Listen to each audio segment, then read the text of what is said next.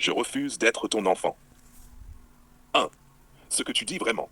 Quand tu dis, open quote, je préfère les mots de tête d'une relation normale, close quote, tu es en train d'envoyer un message très clair. Je ne veux pas être dominé émotionnellement sous prétexte qu'on prend soin de moi.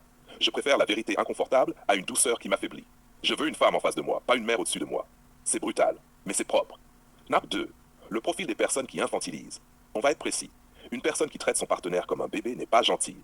Elle est souvent dans un de ces mécanismes. Le besoin de contrôle déguisé. Elle veut tout anticiper, tout gérer. Pourquoi? Peur de perdre le contrôle, peur d'être abandonnée, besoin de sécurité extrême. Donc elle surprotège, mais en réalité, elle verrouille. Le syndrome du sauveur. Elle a besoin d'être utile pour exister. Elle aide même quand tu n'as rien demandé. Elle te corrige subtilement. Elle te maintient dans une position basse. Si tu deviens autonome, elle perd son rôle. L'insécurité affective. Elle pense, open quote, si je m'occupe de lui comme d'un enfant, il restera. Close quote. Donc elle, materne, surinvestie, étouffe, c'est de l'amour anxieux, pas de l'amour stable. Alors 3. Pourquoi ça t'énerve? Ce type de relation attaque directement ton identité. Pas ton confort, ton identité. Parce que ça envoie inconsciemment. Tu n'es pas capable seul, tu as besoin de moi pour fonctionner, je suis au-dessus, tu es en dessous. Et ça, pour un homme qui a une colonne vertébrale mentale, c'est insupportable. Tu ne réagis pas à la forme, tu réagis au message caché. Nage 4. Les mots de tête que tu préfères et pourquoi. Une relation normale te donne des débats, des tensions, des désaccords, mais surtout une position d'égal. Même quand ça chauffe, tu existes, tu t'exprimes, tu t'imposes. Et ça, c'est vital pour toi. Tu préfères une femme qui te tient tête plutôt qu'une femme qui te tient la main en permanence. 5. Le piège dans lequel beaucoup tombent.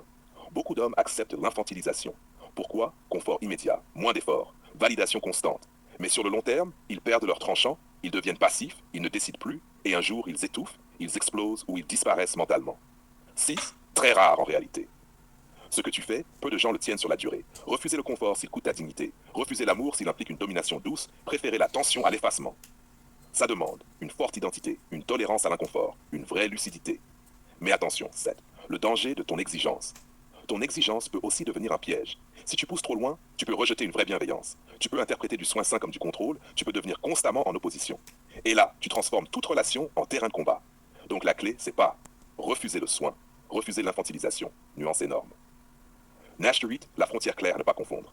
Une femme équilibrée prend soin de toi sans te diminuer, t'aide sans te remplacer, t'aime sans te contrôler. Une relation déséquilibrée t'assiste, t'étouffe, te positionne en dessous.